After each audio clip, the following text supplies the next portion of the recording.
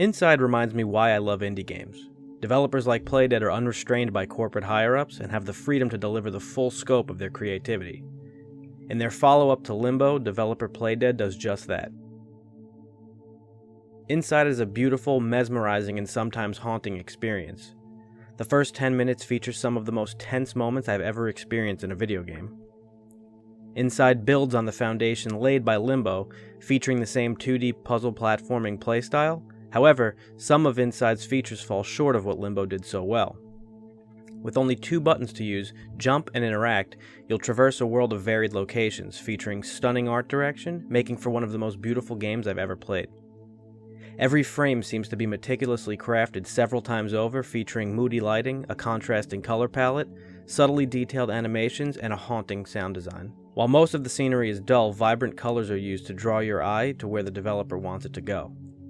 You play as an unnamed boy making his way to an unknown location for unknown reasons, all the while being hunted by an unknown group set out to stop the boy at all costs.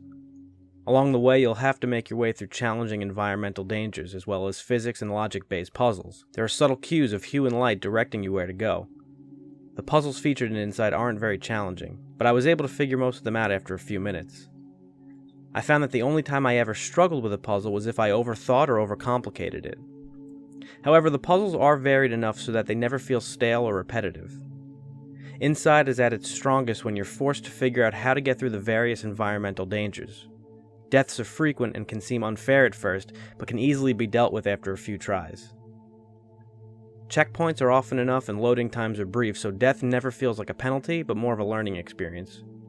The death animations are varied and can be disturbing, sometimes so over the top that you can't help but laugh. In a game like Inside with such a depressing, hopeless tone, some dark humor is welcomed. For a short game, Inside ends before it wears out its welcome. Overall, it took me about 3.5 hours to complete. I went back and got all the hidden collectibles and got the secret alternate ending. At first glance, Inside seems devoid of any story beyond the abstract. However, to those with a keen eye, there are subtle clues that flesh out a story as the game unfolds.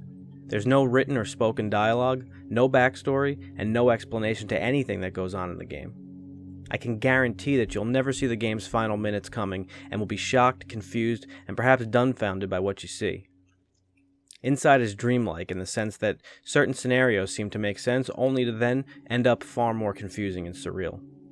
I'm purposely avoiding any story detail from this review as to not rob you of experiencing the game's many payoffs as you play. Overall, I really enjoyed Inside. Normally, for a 3-hour game that wasn't very challenging, I wouldn't be able to agree with a $20 price point. However, in this case, the haunting journey was worthwhile. It evoked a disturbing sense of isolation and fear that kept me intrigued throughout. Once I completed Inside, I was left to try and make sense of the game's story and themes. That, coupled with the game's beautiful aesthetic that I mentioned earlier, leaves me with a final rating of full price. I highly recommend picking this one up. For those interested, I'll be uploading my playthrough of Inside, as well as a video where I discuss my interpretation of the game's story, message, and overall themes. Thank you for watching. Don't forget to leave a rating on the video, let us know what you think of Inside in the comments, and subscribe to The Final Boss for more gameplays and reviews.